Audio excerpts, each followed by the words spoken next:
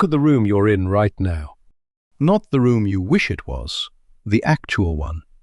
Count the flat surfaces you can see from where you're sitting. A desk, a shelf, a nightstand, the top of a dresser. Now count how many of those surfaces are actually empty.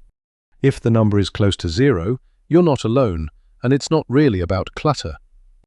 Every flat surface in an American home has a job, and the job is hold something permanently until further notice. Here's the part that doesn't add up. The average Japanese apartment is smaller than the average American bedroom. Less square footage, fewer closets, thinner walls. And yet, walk into one and the first word that comes to mind almost never is cramped. It's calm. Somehow less space produces more room. That gap isn't about how much stuff people own. It's about a completely different relationship with the space between the stuff. And once you see it, you'll start noticing it's been missing from your own home the whole time. Stay until the 4th room in this list, because there's a number from a 2011 UCLA study on cluttered homes that will make you look at your kitchen counter differently for the rest of the week. Somewhere around the 5th stop, I'll show you a piece of cloth that replaces an entire drawer of boxes. And it has a name in Japan that's older than the country's postal service. And the last room on this list is the quietest one. It doesn't look impressive in photos, but it's the one that says the most about how someone actually lives. Let's get into it. There's a word for this, and it's ma, written with the character for gap or interval. Most dictionaries translate it as space, but that undersells it. Ma isn't the leftover area after you've placed your furniture. Ma is placed on purpose. It's treated as its own object, with its own weight in the room. The root of this goes back over 1,000 years, through Shinto ideas about sacred emptiness. A shrine's approach path is built with long, empty stretches, specifically so nothing distracts from what's coming. And later, through Zen Buddhist gardens like Ryoanji, where the raked gravel between the rocks isn't background. It's the point. Monks didn't add the rocks to a garden. They arranged emptiness around 15 rocks. Here's where it splits from the Western default. In most American design thinking, empty space is a problem waiting for a solution. A surface waiting for a lamp, a wall waiting for a shelf. Where an American room draws one line, furnished versus empty, needs something, a Japanese room draws a second line inside that same emptiness. Is this gap doing nothing? Or is this gap doing its job? Keep that map in mind. Every room on this list comes back to it. Try this for a second. Picture the exact spot inside your front door. Not the door itself, the 2 feet of floor right past it. What's sitting there right now? Keys, probably. Maybe a pile of mail you haven't opened. Shoes kicked off in 3 different directions. A bag from Tuesday that never made it upstairs. Now, quick question. Does that spot have a name? Not the entryway, an actual name you'd use in a sentence. Most people pause here, and that pause is the tell. In an American home, that 2 feet of floor is just floor. It doesn't have a job. It's wherever things land. Wait, because that's exactly the part that Japan treats as the most important floor in the house. It's called the genkan, a sunken step just inside the door, and it does one job only. It's where you stop being the person who was just outside. Shoes come off there, every time, no exceptions, and the step itself is usually raised 6 inches, so your body actually feels the transition happen. There's a reason this isn't just tidiness. Psychologists studying habit formation talk about something called a cue-triggered behavior loop. Your brain doesn't wait for you to decide how to act. It reads the environment and picks a script automatically. A messy entryway cues unfinished business. A bare, defined threshold cues that part of the day is over. Context-dependent behavior research backs this up directly. Change the physical cues in a space, and you change what a person does there, often without them noticing the switch at all. The shift. The doorway isn't decoration. It's where your house tells your nervous system which version of you just walked in. Try this the next time you get home. Pause on that step. Actually look down at it and ask what it's currently telling your brain to do. If the honest answer is nothing, just walk through, that's not a neutral result. It means the transition your brain is supposed to register just quietly failed to happen. Those first 2 minutes were about a single step. The next stop is about an entire wall, and it holds exactly one thing on purpose. Think about your mantle or your bookshelf or whatever surface in your home is supposed to represent you, the one visitors glance at. How many objects are on it? Photos, candles, a trophy from 10 years ago, a plant that might be dead, a stack of books you're not reading. Count them. It's probably somewhere between 8 and 20. In a traditional Japanese living space, there's a small raised alcove built into the wall specifically for display. It's called the tokonoma, and the rule for what goes in it is almost absurdly strict. 1 hanging scroll and 1 flower arrangement. That's it.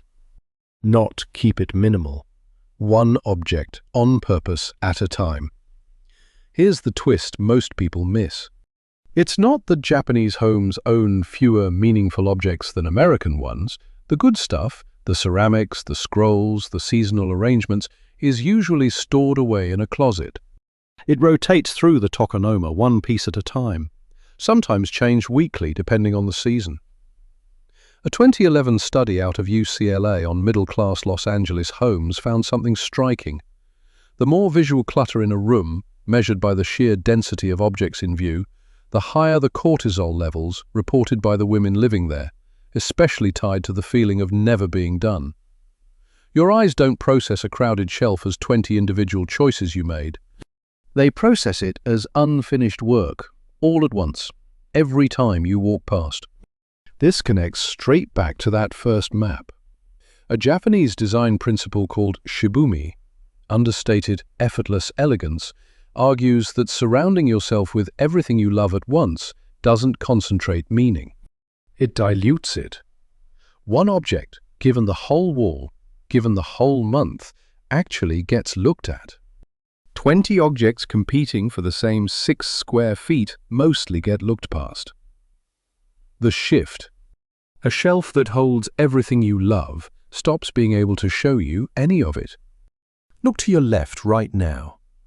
What's the brightest, most eye-catching object in view? Now try to name the object right next to it without looking again. Most people can't.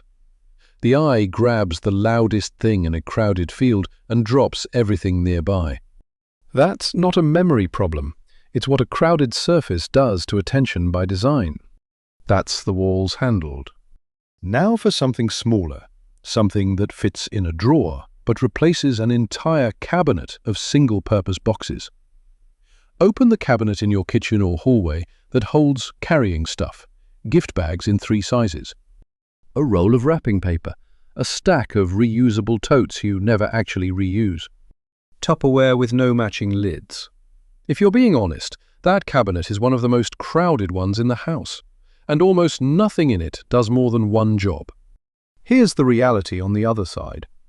A single square of cloth, cotton or silk, usually somewhere between 1 and 3 feet across, called a furoshiki, can be folded to carry a bottle of wine, wrap a bento box, become a shoulder bag, bundle laundry, or wrap a gift, all with the same piece of fabric and a handful of knots. No tape. No single-use packaging. When you're done, it folds flat into a pocket. This isn't a modern eco-trend repackaged with a Japanese name. Furoshiki cloths have documented use going back to the Nara period, over 1200 years ago, originally for bathhouse visitors bundling their clothes. The habit that survived is the logic underneath it. Don't build a new object for every new task if one adaptable object can flex to meet it. There's a well-known finding from choice research. The jam study, where shoppers offered 24 flavors of jam to sample, were far less likely to actually buy any than shoppers offered just 6. More options at the point of decision doesn't make people more satisfied. It makes the decision itself exhausting. and people either freeze or default to nothing. A cabinet with 14 kinds of single-purpose bag is that jam wall permanently installed in your kitchen. One flexible cloth removes the choice entirely, and removing the choice is itself the relief. The shift. Every object you buy to solve one specific problem is a tiny promise that the problem will happen exactly that way again. Most of the time, it won't. We've covered a step, a wall, and a cloth. Now, the gap between the objects, not the objects themselves. This is the one that's hardest to photograph and easiest to feel the second you walk into a room that has it. Quick one. Look at the largest wall in the room you're in. Is any part of it just wall? Or is every available inch already claimed by a frame, a shelf, a mounted TV, a piece of furniture pushed flush against it? At Ryoanji, a Zen temple garden in Kyoto, there are 15 rocks arranged across a rectangle of raked white gravel. From almost any single viewing angle, you can only ever see 14 of them. The 15th is always hidden behind another. Monks in the Muromachi period, roughly 600 years ago, built the garden that way on purpose. The empty gravel isn't the setting for the rocks, it's arranged with the same intention as the rocks themselves.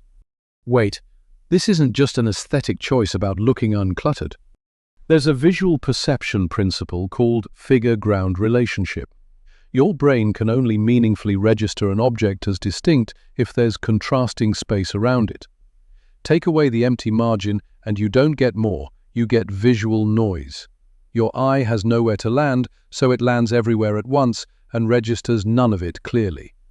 Environmental psychologists studying attention restoration have found that visual rest, genuinely blank, low-stimulus space in your field of view, measurably lowers mental fatigue the same way quiet does for your ears.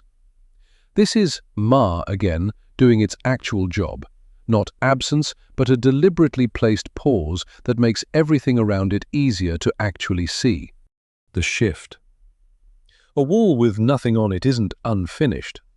It's the one part of the room doing the job of letting your eyes rest.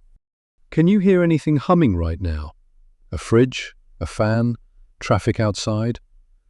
Most people tune that out within seconds of noticing it. A cluttered wall works the exact same way, except your eyes never get the chance to tune it out, because there's always a new edge competing for the next glance.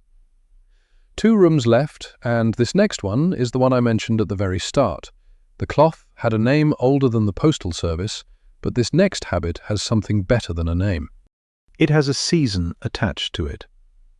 Here's a question almost nobody asks about their own belongings. When's the last time an object in your house genuinely surprised you? Not something new you bought, something you already owned, that you'd forgotten you had, that felt new again the moment you saw it. For most American households, the honest answer is rarely, because most loved objects are on permanent display. The favorite mug is always on the shelf. The good throw blanket is always on the couch, visible every day for years, does something specific to an object. Psychologists call it hedonic adaptation, the same mechanism that makes a pay raise feel normal within months. Constant exposure doesn't preserve appreciation, it erodes it, on a schedule you don't notice happening. The practice on the other side of this is called kazari, seasonal display. A household might own one ceramic dish shaped like a maple leaf, and it comes out of storage specifically in autumn, for maybe 6 weeks, then goes back into a chest called an oshira until next year. The same dish, the same person, but the object gets to be missed. This ties directly back to that concept from the very start of the video, the master lens. Ma isn't only space between objects in a room, it's also space in time between an object and your attention. A thing that's always visible occupies 0 ma. A thing that disappears and returns holds, with the way a pause holds meaning in a sentence. The gap is what makes the return land. The shift. Owning something forever and seeing it every day aren't the same kind of ownership. One of them quietly stops counting as attention at all. Try this one mentally.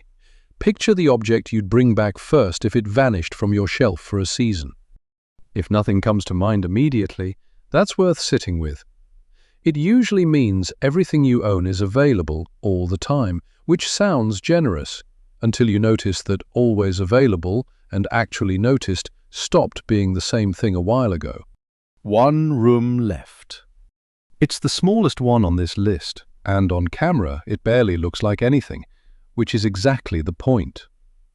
What's the one room in your home that's absolutely, permanently locked into a single identity? For most people, it's the bedroom.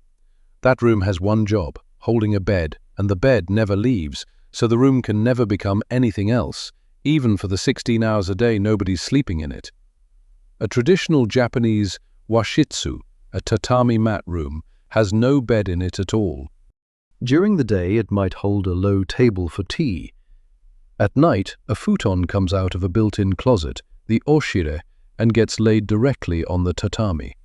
In the morning, it folds back into the closet, and the room goes back to being a sitting room, a dining room, or a study, depending on what the day needs. What you keep permanently visible is an expression of how much you think a room should shape you, rather than the other way round. Stop here. Let that land. What you keep permanently visible is an expression of how much you think a room should shape you, rather than the other way around.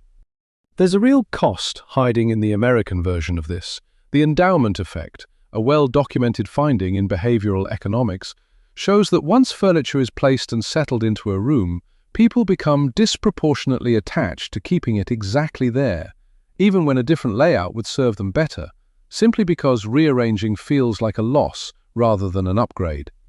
A room that has to be rebuilt daily can't fall into that trap. It never gets the chance to calcify. The shift. A room with one fixed identity gets used one way. A room willing to be temporarily nothing gets used every way it's needed. Last one, and this is the quiet one. The one I promised at the very start would say the most about someone, even though it doesn't photograph well at all.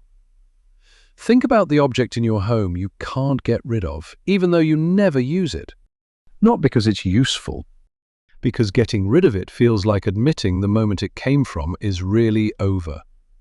There's a phrase for the feeling underneath that, and it's mono no aure, roughly the pathos of things, the bittersweet awareness that everything, including the object in your hand, is temporary, and that its temporariness is actually part of what makes it worth noticing. It comes out of centuries of Buddhist thought about impermanence, showing up everywhere from Heian period poetry to the seasonal tea ceremony practices shaped by the tea master Sen no Rikyu, who built entire rituals around objects meant to be used, appreciated, and eventually let go. Now, honestly, this isn't a universal Japanese instinct either. Plenty of households in Japan hang on to clutter, the same as anywhere else, and there's real cultural anxiety in Japan right now about elderly homes overflowing with decades of belongings nobody's sorted. The habit isn't automatic. It's a practiced one, and it takes maintenance like anything else. But the households that do practice it treat letting an object go not as loss, but as the object having finished its job. The same way a season finishes, the same way that Tokonoma scroll comes down to make room for the next one. The shift. Holding on to everything you've ever loved doesn't protect the memory, it just leaves no room for the next thing worth loving. Slow down here. Consider that for a moment. The object isn't the memory. It never was. The memory survives the object every single time. The object was only ever the excuse to visit it. 3 questions, 30 seconds. Run them against your own place right now. Question 1. Is this object out because I use it constantly, or because I've simply never put it away? The mail pile by the door, the mug collection nobody drinks from, that's where most homes fail this test first. Question 2. Does this surface show me one thing clearly, or 12 things vaguely? A shelf crowded edge to edge isn't a display. It's storage that happens to be visible. Question 3. If this object disappeared into a closet for 3 months, would I miss it? Or would I forget it was ever there? That's the real test of whether something's loved or just present. 3 questions, 30 seconds. If any object in your home fails all 3, that's the first one to move. Look around the room you're in right now. Which of these 7 hit closest to home? The doorway, the wall, the cloth, the empty space, the object that waits, the room that refuses to pick a job, or the one you can't let go of? Tell me the number 1 through 7 in the comments right now, and if this changed how you're looking at your own shelf, share it with one person who still has that cabinet full of tote bags. See you in the next one.